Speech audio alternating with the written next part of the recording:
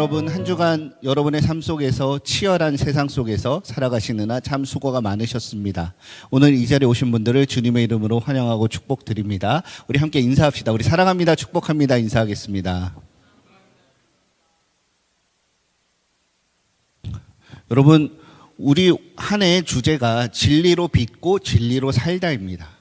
우리 아직 진리로 빚어지는 단계에 있어요. 진리로 빚는 것은 우리가 배우는 성품, 진리로 빚어지는 성품을 배우고 진리의 세계관을 가지고 살아간다라는 주제로 나눠가려고 합니다.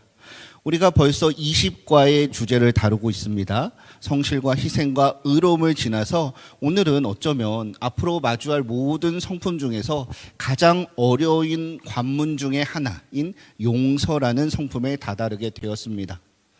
용서는 참 배우기 어렵지만 우리의 삶을 지키기 위해서 가장 필요한 성품인 것 같습니다.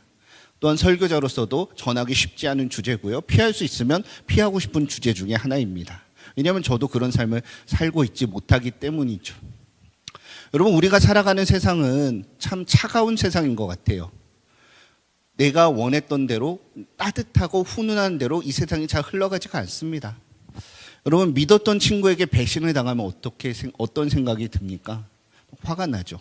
그 친구가 함께했던 그 모든 인생의 여정들을 생각하면서 그것이 헛된 것인가 그렇게 부정하고 다시는 보지 못하는 철천지 원수가 되기도 합니다. 직장에서 내가 땀 흘려서 많이 수고하고 노력했는데 내 수고한 것과 상관없이 억울한 일을 당해요. 부당한 대우를 당해요. 그리고 부당한 업무들을 해야 돼요. 그리고 좋은 평가를 들어도 쉽지 않은데 나쁜 평가를 받게 된다면 우리는 더더욱 어렵게 생각하게 됩니다. 이 차가운 것은 밖이 아니라 가족, 가정, 어느 공동체보다 따뜻해야 되는 그런 가정 속에서도 마찬가지인 것 같습니다.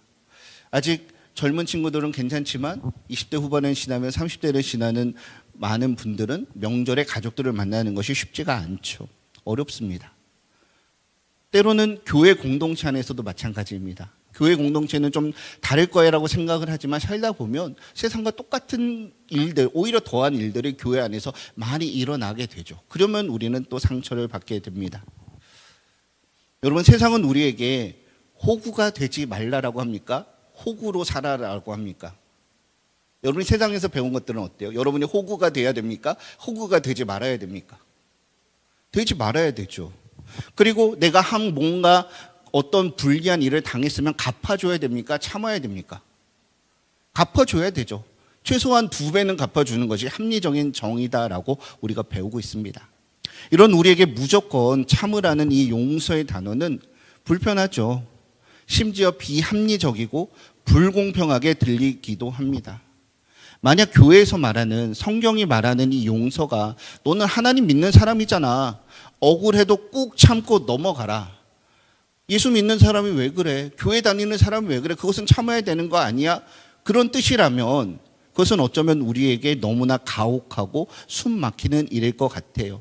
그리고 그렇게 한다면 우리의 마음은 오히려 더 병들어지고 병이 깊어지고 더 힘들어지지 않겠습니까? 힘든 감정의 노동이라고 할 수가 있죠. 하지만 오늘 성경을 통해서 예수님께서 우리에게 말씀하시는 그 용서는 그러한 무조건적인 감정의 노동이 아니라는 것을 먼저 말씀드리려고 합니다. 오늘 말씀을 통해서 예수님이 왜 그토록 용서를 강조하셨는가, 그리고 그 용서가 어떻게 상처받은 내 마음을 지키고 나를 다시 살게 하는 가장 따뜻하고 확실한 길이 되는지를 함께 나누어 보려고 합니다. 먼저 용서의 계산기를 부시는 일들 생각해 보려고 합니다. 여러분, 이런 마음들 많이 드시지 않습니까? 용서해야 된다는 것 이 자리에 계신 분들 적어도 다 아시죠? 대부분은 아셔요. 예수님이 우리를 사랑하셨으니까 용서해야 합니다. 머리로는 알겠어요.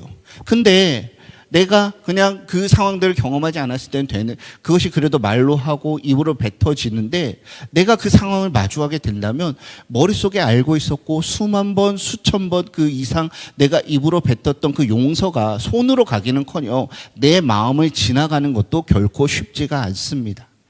그런데 그것이 잘못된 것이 아니라, 틀린 것이 아니라 가장 솔직한 헌 목사의 마음이고요, 우리의 모두의 마음이겠죠.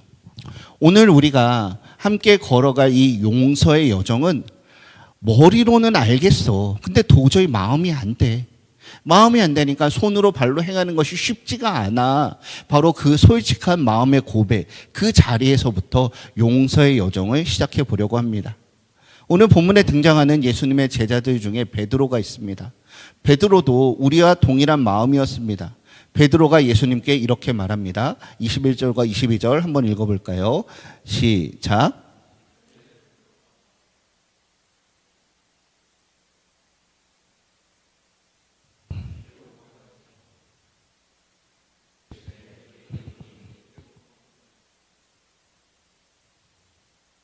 아멘.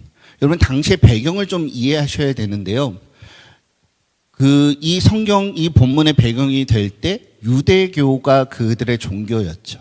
그리고 유대교에서 그 율법을 가리키고 요즘 말로 말하면 학교에서 가리키는 선생님들을 랍비라고 했습니다. 그 랍비들의 가리킴에서 용서하는 사람이 되어야 하는데 용서하기 위해서는 3번까지 용서해라. 3번까지 용서하면 충분하다라고 그렇게 많은 사람들이 배웠고 그 3번의 용서도 쉽지 않은 상황이었죠. 근데 여러분, 성경을 읽으면 베드로는 어떤 사람이었습니까?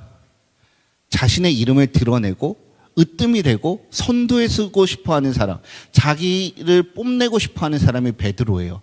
그래서 베드로는 다른 사람들, 선생님들은 3번이나 용서하라고 가리키는데 저는 7번이나 용서하면 됩니까? 라고 말하는 것이죠. 그 말은 무엇입니까? 주님, 저는 베드로예요. 저는 세상 사람들과 차원이 달라요. 사람들은 3번 겨우 용서도 힘들지만 저는 7번까지 해보겠습니다. 라고 자신의 이름을 드러내는 것이죠. 7번은 성경에서 말하는 완전한 수 중에 하나입니다. 그러니까 완전히 용서하겠습니다라고 말해요. 그러면서 베드로의 마음속에는 어떤 마음이 있었을까요? 예수님이 나를 칭찬해 주시겠지. 그래, 베드로야, 역시 너는 수석 제자다. 네가 최고다. 네가 오른편에 있어라. 너에게 많은 것을 주겠다. 그런 칭찬을 기대하면서 그것을 듣기 위해서 7번을 예수님께 제안하고 있는 것이죠. 그러면서 이렇게 생각하는 것 같아요. 내가 나에게 잘못 지은 사람들, 그래, 용서해 주지. 그 속에 예수님의 칭찬을 얻으면 되잖아. 내 마음을 먹으면, 내가 결심하면 언제든지 편안하게 용서를 해줄 수 있다는 용서와 그런 사이에서 내가 적어도 갑에 있다라고 착각을 하면서 주님께 말하는 것이죠. 하지만 이에 대한 예수님의 답변은 충격적이었습니다. 70번씩 7번이라도 용서해야 한다라고 말합니다. 병우야, 70번씩 7번이면 몇 번이죠? 그래요. 490번. 계산이 역시 빨라요. 네, 490번이라는 그 용서를 하라라고 말합니다. 그런데 주님이 70번씩 7번이라고 말한 것은 이 490번이라는 숫자를 채우라는 걸까요? 1번 했다, 2번 했다, 3번 카운트하면서 체크를 하면서 490번 됐어. 나는 모든 미션을 달성했어. 그렇게 말하라는 의미로 이렇게 하셨을까요? 그것이 아니죠. 아까 서두의 제목이 뭐라고 되어 있었습니까? 횟수를 세는 용서의 계산기를 부셔버려라. 아예 숫자를 셀 생각을 하지 말고 계속해서 용서해라라고 말하고 계시는 것이죠. 좀 과격한 표현이지만 그것을 부셔버려라. 그것이 옳은 의미인 것 같습니다. 여러분, 왜 이렇게까지 용서를 해야 합니까?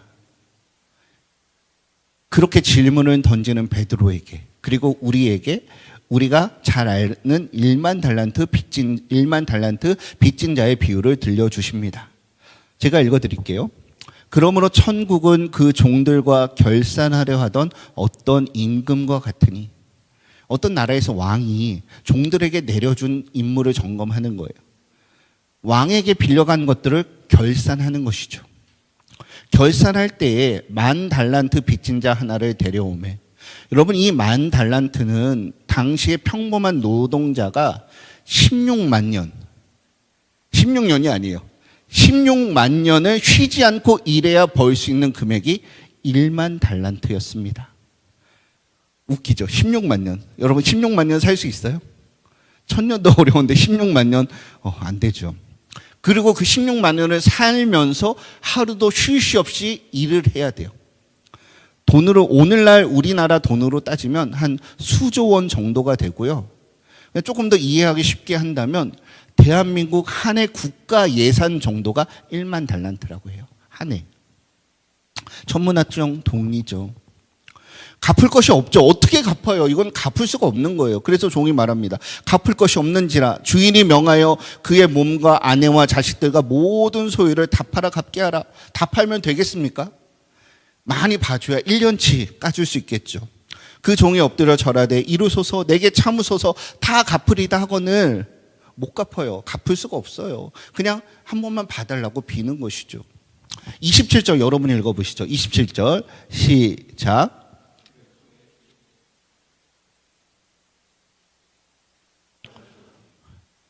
여러분, 종이 엎드려서 다 갚겠다라고 말하지만 이는 처음부터 불가능한 약속이었습니다. 여러분 혹시 신앙생활을 시작한 지 얼마 안 되신 분들은 이렇게 생각할 수도 있어요. 내가 그렇게 큰 잘못을 저지른 적도 없는데 왜 내가 16만 년이나 일해야 갚을 수 있는 그런 1만 달란트나 되는 큰 빚을 빚진 자인가라고 의문이 들 수도 있습니다. 하지만 성경이 말하는 가장 큰 죄는 도덕적인 실수, 그런 인간의 법들, 관습법들을 어기는 것이 죄가 아니라 나에게 생명과 호흡을 주신 창조주 하나님을 거부하고 그분은 인생의 주인의 자리에서 끌어내리고 내가 그 자리에 앉아서 내 인생의 주인 행세를 하며 살아온 하나님과의 관계의 단절이 죄입니다. 이것이 바로 인간의 노력으로는 결코 갚을 수 없는 영적인 파산 상태임을 성경이 말하고 있는 것이죠. 사랑하는 여러분, 10년 전에, 20년 전에, 오는 30년 전에 나에게 상처를 주었던 그 말은 여전히 우리 머릿속에 또렷하게 기억되지 않습니까? 여전히 상황은 바뀌었어요. 관계가 바뀌었어요. 내 나이가 들었어요. 그 공간을 떠났어요. 그런데 여전히 그 기억이 나를 아프게 하고 나를 찌르고 나를 눈물 짓게 합니다. 근데 여러분, 그런 상처의 기억들을 우리가 너무나 잘 기억하고 있어요. 그렇죠? 여러분 다 기억하고 계시죠? 저도 30대의 시절에, 20대의 시절에, 10대의 시절에 아팠던 기억들 여전히 기억하고 있어요. 그 자리를 지나면 몸서리 칠 때가 분명히 있습니다. 잊어버리려고 했지만 그것이 쉽지가 않아요. 정훈이 그렇게 몸부림쳐지는 거야? 네, 그죠. 이런 리액션 좋습니다, 여러분. 네, 몸서리 친다라고 하니까 진짜 몸서리 쳤어요, 정은이가. 여러분, 그런데 그것은 우리가 그렇게 잘 기억하는데 오늘 비유에서 말하는 것처럼 절대자이신 하나님 앞에서 내가 얼마나 큰 은혜를 입었는지는 너무나 쉽게 잊어버린다라는 것이죠. 내가 누군가에게는 억울한 피해자일 수 있지만 하나님 앞에서는 이 비유가 말하는 것처럼 영원히 갚을 수 없는 수조 원의 채무자였다라는 것을 인정하는 것, 이것이 오늘 기독교가 말하는 용서의 출발점이라는 것을 기억해야 합니다. 절망적인 상황이죠. 영적인 파산 상태예요. 자신의 몸과 가족과 종과 모든 재산을 다 팔아도 도저히 갚을 수 없는 거예요. 우리가 100년이 아니라 1000년이 아니라 10,000년이 아니라 16만 년이 아니라 100만 년을 살면서 공로를 쌓고 덕을 쌓고 고행을 하고 수련을 하고 어떤 에너지 레벨을 올려가지고 우리 구원을 얻을 수 없다라는 것을 선언하는 것이죠. 하지만 이런 절망적인 상황에서 한 줄기 빛이 비쳐요. 근데 그것이 단 하나의 이유예요. 여러분이 읽으셨던 27절의 말씀 다시 한 번만 읽어볼까요? 27절 시작.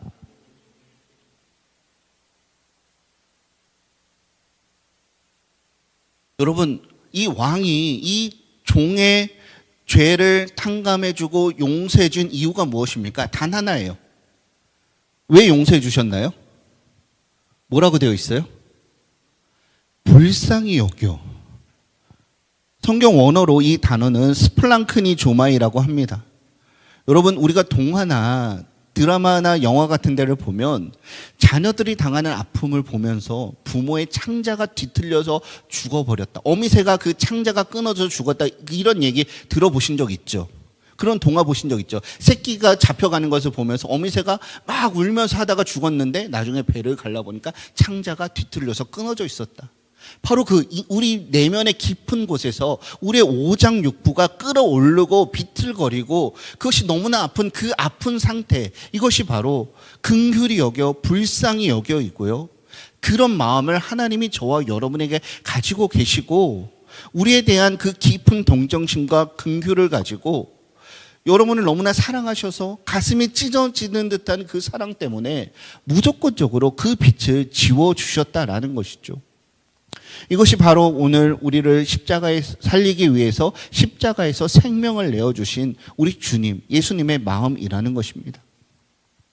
그런데 그것을 우리는 너무나 쉽게 잊어버린다라는 거예요.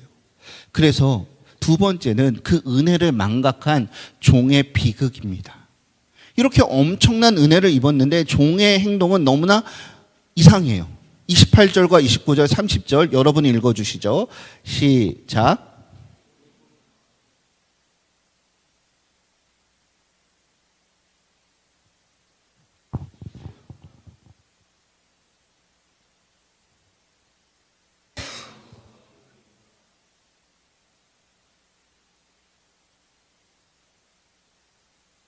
여러분, 그렇게 엄청난 탕감을 받았어요. 그 종이 밖에 나갔어요. 그런데 나가자마자 하필이면 자신에게 100데나리온 빚진 동료를 만나게 되었고 그 사람의 멱살을 잡는 거죠. 나한테 꺼간 내 돈 내놔라고 하는 것이죠. 여러분, 여기서 질문이에요. 하필이면 그 빚진 사람이 정말 운이 없게 그 사람을 만났을까요? 아니면 나가서 하나님이 그 사람을 만나게 하셨을까요? 그건 여러분이 답을 찾아보십시오. 멱살을 잡죠. 그 친구가 말합니다. 나에게 참아주소서라고 말해요. 방금 전의 상황과 똑같아요. 그것이 데자뷰 되는 것 아닙니까? 여기서 참아준다라는 것은 고통과 상처의 열기가 가해져도 분노나 복수심으로 녹아내지 않고 내면의 통제력을 유지하며 견뎌내는 힘을 말하는 거예요. 어렵죠. 이 안에 있는 분노가 차오르고 복수심이 차오르지만 그것을 잠재우는 것, 그것을 참아내는 것, 이것이 본문에 있는 참아주소서의 의미입니다. 하지만 이 1만 달란트 빚졌던 종은 그렇게 하지 않았습니다. 물론 100데나리온도 적은 돈이 아니에요. 아까는 16만 년이었잖아요. 이 100데나리온을 벌기 위해서는 며칠이나 일해야 될까요? 100일. 하루에 10만 원이라고 치면 약 1000만 원 정도 되죠. 적은 돈은 아닙니다. 무겁죠. 나에게도 꼭 필요합니다. 그것이 없어서 매우 곤란한 상황에 다닐 수도 있죠. 그리고 그런 빚을 졌다라는 것은 나와 깊은 관계에 있었다라고 생각해 볼 수도 있습니다. 근데 그 사람이 내 뒤통수를 친 거예요. 나에 대한 내가 베푼 호의와 선의를 무시하고 갚지 않고 오히려 나를 힘들게 하는 것이죠. 사랑하는 여러분, 성경에서 무조건적인 용서를 말하는 것이 아닙니다. 여러분의 상처를 가볍게 여겨서 가벼운 아픔으로 여겨서 그냥 용서해라 그렇게 피상적으로 말하는 것이 아니다라는 것이죠. 여러분, 우리가 받았던 그 상처들 얼마나 많이 아파요. 믿었던 사람들의 배신, 이 1000만 원이나 되는 돈을 빌려주기 위해서는 우리가 그 사람과 얼마나 깊은 관계가 있었을까요? 여러분이 그 100일의 수고, 100일의 노동을 했습니다. 그것을 한 번에 그대로 빌려주는 거예요. 어느 정도 여러분의 주변에서 어떤 사람 정도 되면 그만큼을 값없이 빌려줄 수 있겠어요. 그 사람을 생각해 보십시오. 근데 그 사람이 여러분을 배신하고 떠나는 거예요. 여러분의 등에 칼을 꽂는 거예요. 여러분의 험담을 하고 있는 거예요. 친구 관계가 아니라 부모님과 우리의 관계에서도 부모님의 그 날선 한마디, 아니면 깊게 생각하지 아니하시고 내가 뭐라고 말한다지 간에 무조건적으로 말하는 우리가 잔소리라고 하는 말들 있죠. 그런 말들이 우리 마음속에 얼마나 깊게 박혀 있습니까? 아니, 엄마는 또 그래, 아빠는 그 문을 닫아버리죠. 단절을 해버립니다. 직장에서 내가 열심히 수고했지만, 열심히 노력했지만 부당한 대우로 다가올 때 그것을 견디는 것은 너무나 쉽지가 않습니다. 하나님은 여러분의 그런 상처가 아프지 않다라고 무시하시는 것은 아닙니다. 그런 것은 아니에요. 하지만 이 종에게 일어난 진짜 비극은 자신이 방금 전 왕에게 받았던 그 수조 원의 사랑과 은혜를 까맣게 잊어버렸다는 데 있습니다. 결국 이 소식을 들은 임금은 크게 분노하며 그를 다시 감옥에 가두게 됩니다. 주인이 노하여 그 빚을 다 갚도록 그 옥졸들에게 넘기느라. 너희가 각각 마음으로부터 형제를 용서하지 아니하면 나의 하늘 아버지께서도 너희에게 이와 같이 하시리라. 사랑하는 여러분, 우리가 살고 있는 이 세상은 복수하지 않으면 바보가 된다라고 말합니다. 호구가 된다라고 하죠. 하지만 심리학이나 뇌과학에서도 입을 모아 말하는 사실이 있습니다. 누군가를 미워하고 분노를 품고 사는 것은 나의 뇌를 파괴하는 것이다. 나의 일생을 가장 확실히 파괴하고 싶으냐? 그렇다면 다른 사람들을 미워해라. 그렇게 말하죠. 신앙의 영역이 아니라 뇌과학의 영역, 심리학의 영역에서 말하는 것이죠. 사랑하는 여러분, 거듭 말하지만 하나님이 저와 여러분에게 용서를 명령하신 이유는 우리를 괴롭히기 위해서가 아닙니다. 용서하지 못할 때 일어나는 가장 큰 비극은 타인을 벌하는 것이 아니라 나 스스로를 미움이라는 감옥에 가두고 살아가는 것이기 때문에 그곳에서 우리를 건져내 주시기 위해서 용서하는 사람이 되어야 한다라고 말씀하시는 것이죠. 여러분이 산에 가셔서 독사에 물렸다라고 가정해 봅시다. 맹독을 가진 독사예요. 그 독이 온몸에 퍼지고 있어요. 여러분 어떻게 하시겠어요? 이놈의 독사 자식이 나를 물고 도망가? 쫓아가셔서 내가 복수하겠다. 그 독사를 쫓아다니면서 머리를 박고 비틀고 가죽을 벗기고 복수를 합니까? 그것을 하기 전에 무엇을 먼저 해야 되죠? 무엇을 해야 됩니까? 응급처치를 하고 우리 몸에 들어간 독을 먼저 빼어놔야 되죠. 그 독을 빼지 않은 상태로 복수하러 가다가는 그 독이 우리 몸 전체에 퍼져서 우리가 죽게 된다라는 거예요. 우리가 살기 위해서 가장 먼저 해야 될 일은 뱀을 향한 복수를 잠깐 멈추고 내 몸에 퍼지는 독부터 빼내는 것이 더 중요한 것 아닙니까? 사랑하는 여러분, 용서하지 못하는 마음은 그래서 내가 매일 독약을 마시면서 상대방이 죽기를 바라는 것과 같습니다. 독약은 내가 마시는데 죽기는 상대방이 바래요. 상대방이 죽을까요? 내가 죽을까요? 용서는 상대방의 죄를 면제해 주는 것이 아니라 내 영혼에 퍼지고 있는 쓴뿌리와 분노의 독을 빼내어 내가 살기 위한 응급처치라는 것을 기억하시고, 그렇기 때문에 하나님께서 우리가 용서의 사람이 되어야 된다라고 말씀하시는 것이죠. 그렇다면 우리는 어떻게 용서를 실천할 수 있을까요? 오늘 본문에 쓰인 탕감하다, 용서하다라는 헬라어의 원어는 아피에미입니다. 이것은 놓아버리다, 떠나버리다, 사슬을 끊어버리다라는 그런 의미를 가지고 있습니다. 아까 계산기를 부셔버리라고 했죠. 우리는 그 잘못된 그 상처의 기억들을 장부에다 꼼꼼히 적습니다. 언제 어디서 몇 시에 나한테 어떤 말을 했어, 나에게 상처를 줬어, 나에게 지은 잘못의 대가, 그 장부를 완전히 찢어버리는 결단이 탕감하다, 놓아버리다, 아피에미라는 단어죠. 사랑하는 여러분, 그런데 이런 질문을 할 수가 있습니다. 용서했으면 나에게 상처 준 그 사람을 다시 만나서 예전처럼 웃고 지내야 합니까? 이런 질문 드시죠. 여러분들 생각은 어떠세요? 내가 용서했으니까 그 사람에 가서 그냥 나는 괜찮아, 정우리처럼 여기에 막 아프고 힘든 상처가 있지만 그래도 괜찮아, 그렇게 웃어야 됩니까? 물론 그러면 좋죠. 하지만 정답은 아니다가 아니라 그러지 않을 수도 있다입니다. 여러분 한번 따라해 볼까요? 용서는 기억 상실증이 아닙니다. 그 상처를 줄 때 분명히 그것이 상대방의 나쁜 행동도 있어요. 내가 용서한다라고 해서 상대방의 나쁜 행동을 괜찮다라고 정당해 주거나 무방비 상태로 다시 폭력과 배신에 나를 노출시키는 것이 용서가 아닙니다. 깨진 신뢰를 회복하는 화해는 오랜 시간이 걸리고요. 상대방의 철저한 반성과 반성이 필요한 별개의 과정이에요. 그래서 용서와 화해라는 것을 분리해서 생각하자라는 거예요. 하지만 용서는 내 마음의 통제권을 더 이상 가해자에게 내어주지 않겠다라고 선언하는 거예요. 용서는 내가 스스로 그 독을 퍼지는 것을 그냥 방치한 대로 살아가겠다라고 하지 않고 그 독을 빼어내는 것이 용서입니다.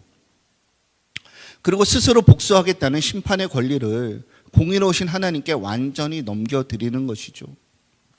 여러분, 용서했다라고 해서 감정이 나아지지 않습니다. 감정은 더 힘들 수도 있어요. 여전히 그 사람을 마주하는 게 매우 힘든 고통, 그렇게 나타날 수 있죠. 감정이 당장 나아지지 않아도 괜찮습니다. 진짜 용서는 내 상처가 얼마나 아픈지 정직하게 인정하는 데서 시작하기 때문이죠. 여러분, 어떻게 시작할 수 있을까요? 3단계로 설명드리겠습니다. 따라해 봅시다. 솔직하게 인정하십시오.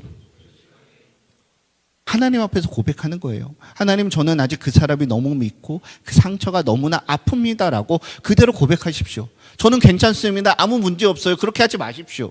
여러분의 입술로 여러분의 고백을 하면서 눈물을 흘리며 하나님 앞에 너무나 힘들다라는 것을 인정해야 돼요. 2번째, 따라해 봅시다. 의지적으로 선언합니다. 하나님, 너무나 아프지만 너무나 힘들지만 제 마음속에 퍼지는 독을 끊어내기 위해서 심판의 권리를 하나님께 맡깁니다. 그것을 선언하는 것이죠. 3번째, 무한 반복. 다시 따라해봅시다. 무한 반복. 상처의 기억이 떠오를 때마다 다시 가는 거죠. 하나님, 전 너무나 아파요. 너무나 힘들어요. 하지만 이 권리를 하나님께 맡겨드립니다. 하나님, 너무나 아파요. 하지만 이 권리를 하나님께 맡겨드립니다. 하나님, 너무나 아파요. 하지만 이 권리를 하나님께 맡겨드립니다. 아까 병호가 말했던 490번, 70번씩 7번은 바로 이러한 인정과 선언과 이 결단을 하나님 앞에서 반복하는 횟수라고 해도 틀리지 않습니다. 사랑하는 여러분, 사도 바울은 우리에게 이렇게 권면합니다.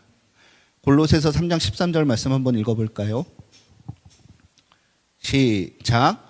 누가 누구에게 불만이 있거든 서로 용납하여 피차 용서하되 주께서 너희를 용서하신 것 같이 너희도 그리하고. 아멘. 여러분, 여러분과 함께 이 자리에 데리고 온 그 사람이 누굽니까? 지난 일주일 동안 여러분의 가정에서, 여러분의 직장에서, 여러분의 출근 버스 안에서, 여러분의 연휴 동안에, 여러분의 잠자리에도, 샤워를 할 때에도, 게임을 할 때에도, 놀 때에도, 맛있는 것을 먹을 때에도 여전히 데리고 다니면서 난 쟤 때문에 너무나 힘들어, 저 때문에 너무나 힘들어. 그리고 그 멱살을 잡은 채 이 자리까지 데려온 그 사람이 누구입니까? 부모님일 수도 있죠. 나를 배신하고 떠난 옛 연인일 수도 있습니다. 매일 마주해야 되는 너무나 힘든 직장 동료일 수도 있습니다. 하지만 우리의 의지로는, 우리의 착한 마음씨로는 그들을 절대 용서할 수가 없습니다. 하지만 오늘 말씀을 기억하면서 우리가 자꾸 잊어버리는 거 있잖아요. 자꾸 망각하는 거 있잖아요. 바로 하나님께서 나에게 얼마나 큰 은혜를 베풀어 주셨는가, 그것을 바라보는 것이죠. 내가 아프고 내가 상처받는 그 좁은 시각을 벗어나서 하늘에 계신 우리 아버지의 시각으로 보는 것이죠. 여러분, 예수님이 하늘 보좌에 무하게 앉으셔서 오늘 그 왕의 이야기로 내가 너를 용서한다, 그것 때문에 오해하지 마시길 바랍니다. 그렇게 우하게 우리를 용서하는 것이 아닙니다. 예수님이 우리를 용서하기 위해서 어떤 대가를 치르셨죠? 자신의 손과 발에 못을 받고 조롱하는 자들을 십자가 위에서 피 흘리며 내려다보시는 그 처절한 고통 속에서 아버지, 이 잔을 내게서 거둘 수 있으면 거둬 주시옵소서. 이것을 내가 감당하기 너무나 힘듭니다. 하지만 내 뜻대로 하지 마시고 아버지의 뜻대로 하옵소서. 아버지, 저들을 용서하여 주시옵소서. 그 처절한 생명을 건 기도와 생명을 건 사투 끝에 그 피 흘리신 그 피 묻은 용서가 저를 살렸고 지금 이 자리에 숨쉬게 하고 있는 것 아닙니까?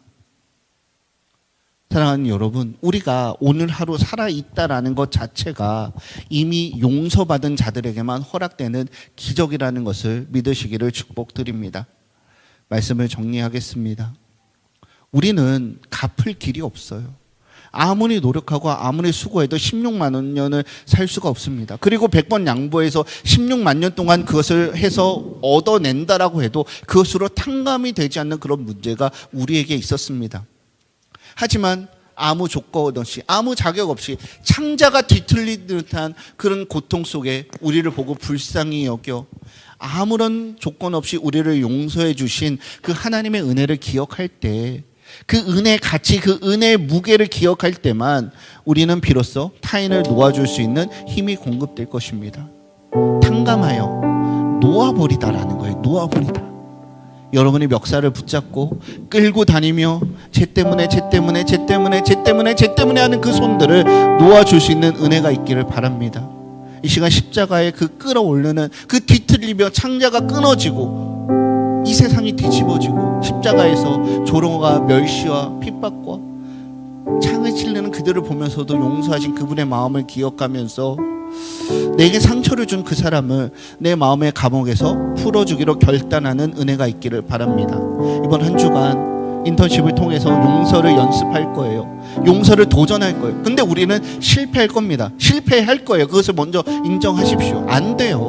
하지만 70번씩 7번 490번 그 이상이라도 다시 무한 반복하여 하나님 앞에 도전할 때 하나님께서는 우리를 그 미움의 감옥에서 그 우리의 영혼을 죽이는 그 독을 제거해 주시고 참된 해방과 기쁨을 누리시게 해 주실 줄로 믿습니다.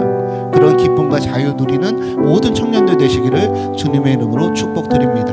우리 함께 기도합시다. 하나님, 갚을 수 없는 은혜를 기억하게 하여 주시옵소서. 나의 힘으로는 도저히 해결할 수 없는 영적인 파산 상태에서 나를 구원하신 예수님의 십자가와 사랑과 긍휼을 내 가슴속 깊이 깨닫게 하여 주시고 내가 조건 없는 은혜를 입은 수혜자임을 잊지 않게 하여 주시옵소서. 마음의 감옥의 문을 열고 결단하게 하여 주시옵소서. 내게 상처 준 사람을 마음의 감옥에서 떠나보내는 놓아주는 탕감하여 주는 의지적인 결단을 허락하여 주시옵소서. 우리 함께 기도합니다.